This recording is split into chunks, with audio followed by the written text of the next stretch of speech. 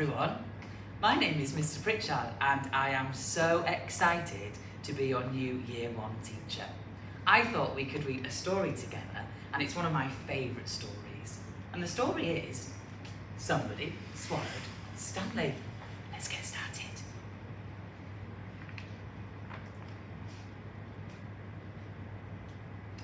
Her tongue was as black as barnacles. Her mouth was a cave. As she hummed her low song, Stanley tried to be brave. I wonder who Stanley is. So who had swallowed Stanley? The creature stopped singing as Stanley slid down her slimy throat. She coughed and spluttered and then whoosh! With a rush and a rumble, she burst from her spout. A whale had swallowed Stanley, but now she was out. Stanley's a plastic bag. I wonder why Stanley was inside the whale. Stanley dropped with a splash back into the sea, where he bobbed along gently, calmly and carefree, until something terrible happened. Somebody swallowed Stanley again, but who could it be?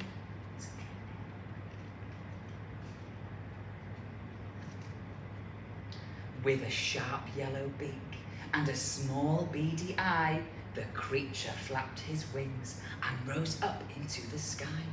But who had swallowed Stanley? He pecked and then snapped and then nipped, but Stanley wouldn't go down. More creatures flew over, first 2, then 3, then 4. In all the flapping and squeaking, they let Stanley be. A seagull had swallowed Stanley, but now he was free. Poor Stanley, ripped up, scruffy and torn. He sank and he sank and he sank down some more. But something terrible happened before he reached the sea floor. Somebody swallowed Stanley again, but who could it be this time? Her paddle-shaped flippers skimmed the seabed. She had a beautiful shell and a small wrinkly head. So who had swallowed Stanley? She gasped and she spluttered and she started to choke. But Stanley was stuck without much he could do. A turtle had swallowed Stanley. The creature was scared and swam quickly to shore. With Stanley stuck in her throat, she couldn't breathe anymore. How sad.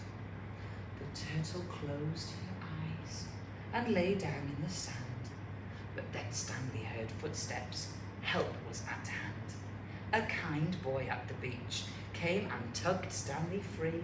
But then Stanley heard, plastic bags don't belong in the sea. Creatures think you're jellyfish and swallow you.